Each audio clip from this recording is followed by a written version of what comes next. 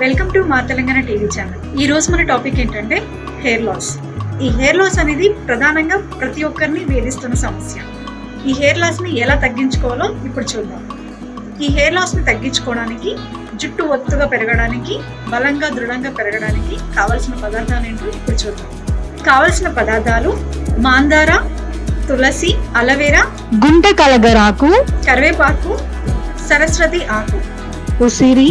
వీటన్నింటిని మిక్సీ జార్లో మిక్సీ పట్టుకొని నూనెలో వేడి చేయాలి. నూనెలో వేడి చేసిన మిశ్రమాన్ని తల స్నానానికి ఒక రోజు ముందు తలకి మర్దన చేసుకోవాలి. మర్దన చేసుకున్న 20 నిమిషాల తర్వాత తల స్నానం చేసుకోవాలి. ఇలా వారానికి 1 లేదా 2 సార్లు చేసుకోవాలి.